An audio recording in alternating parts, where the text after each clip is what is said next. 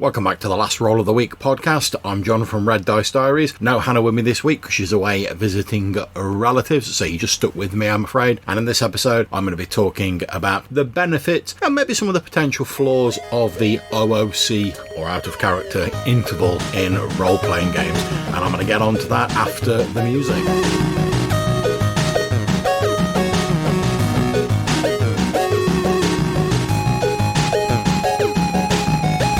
Okay, so before we get into the main subject, we've got a voicemail from Riley of the Diegetic Advancement podcast. Take it away, Riley. Hey, it's Riley here. Just want to call in and say I really enjoyed your Taverns versus Monsters, I think the episode was called. Pretty close to that, at least. Very thought-provoking, and had some great starters for good Halloween or horror, or just, general good adventure seeds for a good evening of play in probably a lot of systems as well. It would work in D&D, it would work in Call of Cthulhu, or it would work in anything, I think. Definitely got me thinking about writing or running something similar to that. I did write an adventure ages ago. I never got to run it, but I'd probably have to scrap it completely, especially after listening to your episode. It really lacked, I think, interesting NPCs to interact with and kind of build that paranoia. I think that's a kind of a great thing to kind of play with.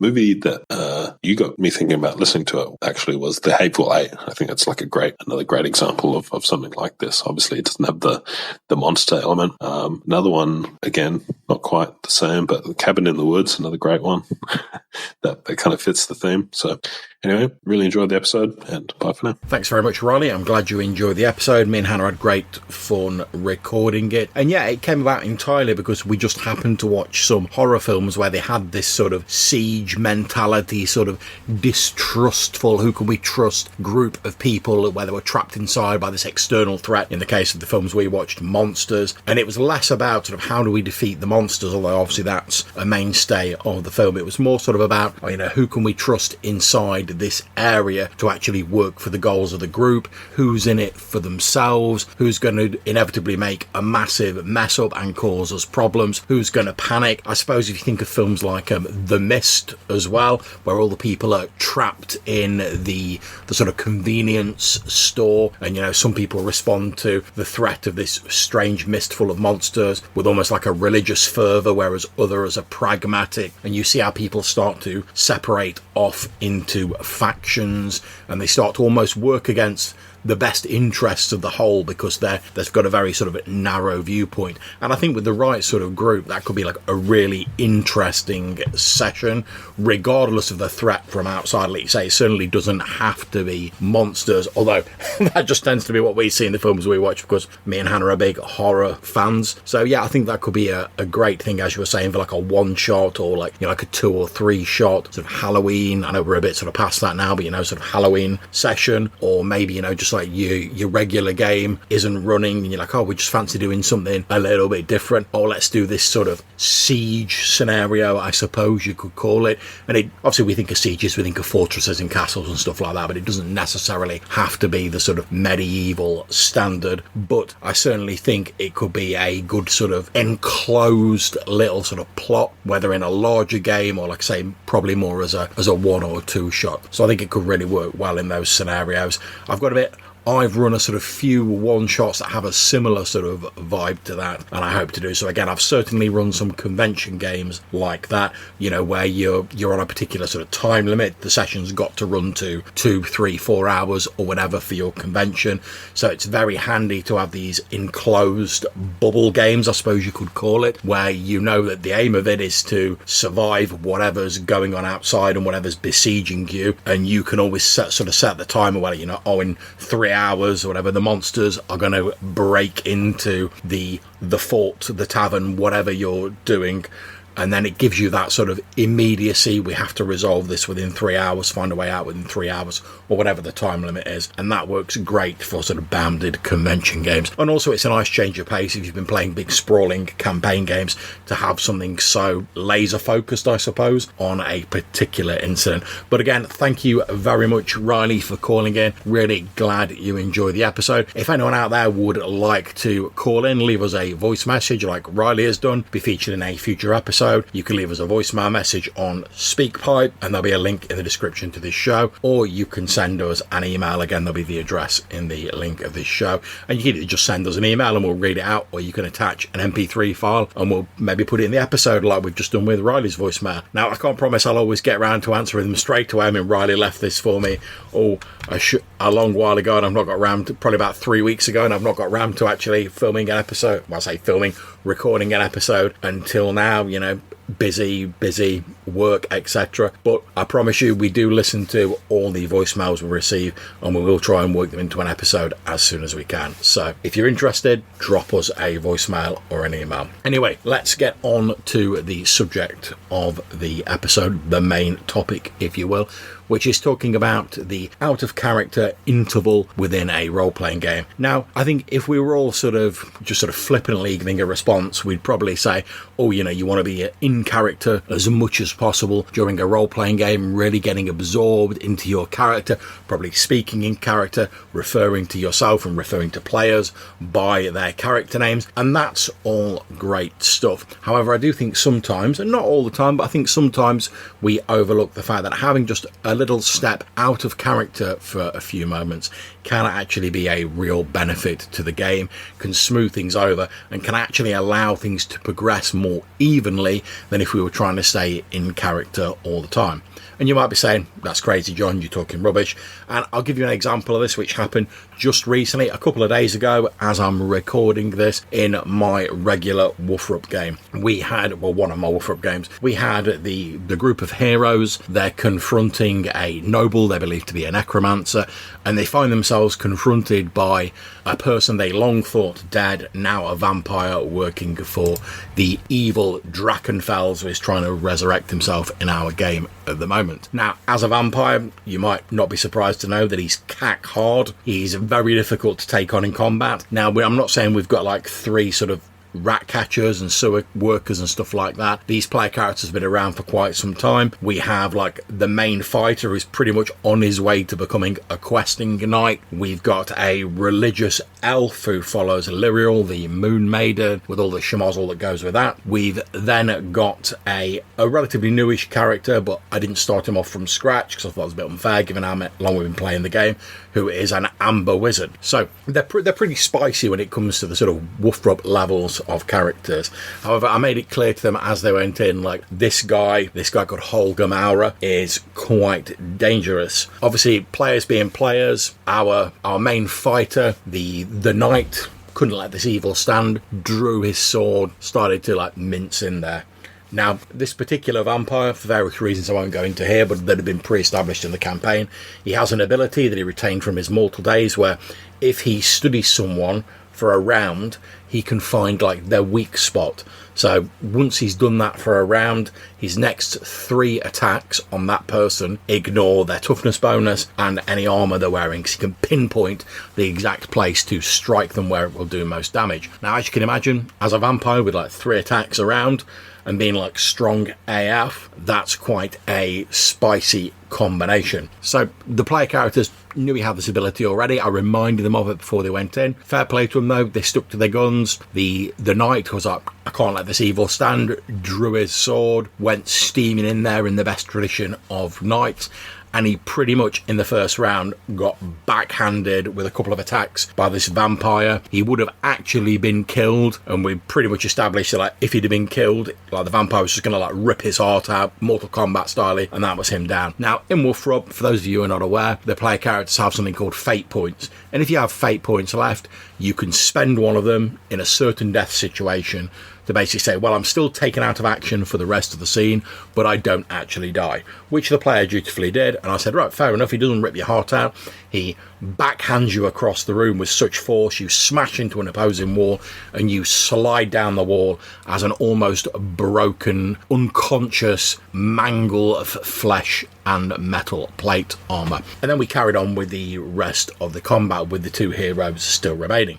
Now, with the main combat going down, obviously they were suffering a lot. They were bringing magics in, they were bringing elven bowmanship in, they're pulling out all the stops trying to take down this vampire. But in the end, there just weren't enough of them, and they weren't combat capable enough to take on this vampire in close quarters. Like I say, he's doing 3 attacks around, he's got superhuman speed, extra strength. Even though he wasn't using his sort of spot the weakness power, he didn't really need it. As the combat went on, and they were really starting to suffer. Now, at one point, the player of the night said to me, he said, "Oh look, I know that I'm out of this, but if it came down to it, and like the rest of my fellows were gonna die," and at one point it did look like it was going to be a TPK, he was like, "Could I spend my other fate point to basically do a last stand where I know I'm going to die afterwards, but like I managed to like take out the vampire?" And I said, right, let's step out of character for a few moments and we'll talk about this. So we stepped out of character and I said, right, well, you can spend the fate point and you can do what you've said. You won't kill the vampire, but you can drive the vampire off. But you do understand that if you do this, your character, after he's done that, will be dead, and you will need to generate a new character. There'll be no coming back, no spending extra fate points, none of that. And the player was like, yeah, okay. And we had a discussion with the rest of the players as well, and we decided, oh well, he should hold off on doing that immediately, and he could always, and I said, well, you can always interrupt and say you're doing that if it really looks like all your compadres are going to die. Everyone's happy with that. We established what was going to happen if that situation presented itself. Out of character, everyone knew where we stood. We progressed on. Eventually, it did look like the other player characters were going to die, so the knight spent his fate point, and I described him having like a vision from the Lady of the Lake, which he was trying to become a Grail Knight, basically saying that he was worthy, and the true measure of a knight wasn't the length of time they served, it was what they did with the time they had. And we described a scene, and we just narrated it between sort of like me and him, where he was filled with the power of the Lady of the Lake, but the power was literally burning him alive from the inside out. So I was like, right, you've got this one chance to drive off the vampire, which we'd already discussed, so we know that would succeed because he's effectively sacrificing his character to do it. So I'm not going to say, oh, you've sacrificed your character, oh, bad times, you've got a bad roll, that's failed, he's not driven off. So we knew he was going to drive the vampire off, so I said, right, we don't really need to make rolls in this case, let's just describe it. And he described, and I sort of described him standing up, you know, like his skin starting to crack and flake away. Think like the Thanos snap in Marvel, you know, light starting to spill out as this power was literally burning him up from the inside. He suggested that, oh, perhaps the same light was playing around his sword, and he drove the sword through the vampire's back and out of his chest as the vampire was like holding up one of his companions about ready to kill them. Absolutely great. I described how the vampire sort of hissed and there was like smoke steaming off this sword. The vampire then did a humongous leap, leaping out through one of the glass windows of this noble ballroom they were having the fight in, shattering the window and disappearing into the night. I then gave the knight player an opportunity to say a last few words to his companions as he turned around, which he did, and then he crumbled into dust and light, and like I say, Thanos snapped down to the ground. I also did a last little bit because through various things that had gone on in the previous bits of the campaign, the knight was being sort of advised Yoda-like by the spirit of a previously deceased knight. So I described to the amber wizard of the group that with his magical sensitivity, he briefly glimpsed the spirit of the knight, accompanied by the spirit of his mentor, sort of putting an arm around his shoulder, and they both walked off, fading into the afterlife. And that's where we ended the scene. And everyone was pretty happy with that. It took what could have been a TPK into a very poignant moment. Yeah, we lost a player character, but he got to go out like a badass. He got to have a conclusion to his character arc, you know, proving himself worthy at the very final hour. The player was happy with it. Afterwards, we chatted about, you know, what he was going to do for his next character, etc. There was no sense of like, oh, you know, that was a bit pants, you know, I was really looking forward to playing this character. We're more excited for what's going to happen in the future. Now, I think that really only happened because we had that out of character little segment where we just stepped out of the game for a few seconds. We all calmly discussed it. We made sure that everyone understood what was going to happen if these events occurred. I didn't want it to be sprung unexpectedly on the player, so he was like, right, I'm going to spend a fate point to save my mates. And then I was like, okay, so afterwards your character dies. And he's like, what's going on with that? I didn't think my character was going to die. I wanted to make sure that he understood and he was happy with that. And I'm generally a fan of, don't get me wrong, I love it. When I'm a player, I love a heroic sacrifice as much as the next person. But if someone's going to do that in a game that I'm running, I want to make sure they understand that if you make this sacrifice, it is a sacrifice. You are not coming back, whether that's, as one of our previous player characters did, becoming an NPC, or whether it's dying, as the knight did.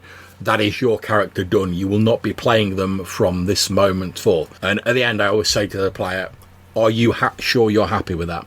If the player says yes, then we can proceed. If they say no, which hasn't happened yet, but if they say no, we can continue to have a discussion about that. Now, I'm not saying I have that discussion in every situation where a character might die. You know, if someone just gets unlucky in a combat and they've run out of fate points, certainly in Woof-Rup, or I'm playing a more old school game where you don't have sort of get out of jail free mechanics like the fate points, you could just cop an arrow to the chest and you die, and that's sad, but that can sometimes happen. But if there is an opportunity to do that heroic sacrifice, even in like an OSR game, let's say someone was about to get shot by an arrow and killed, and one of the other player characters was like, oh, I've only got one hit point left, but can I like throw myself in the way and like cop for that arrow? I will normally, if necessary, like bend the rules a little bit just to allow them to make that heroic sacrifice. I think it's an established part of heroic fantasy.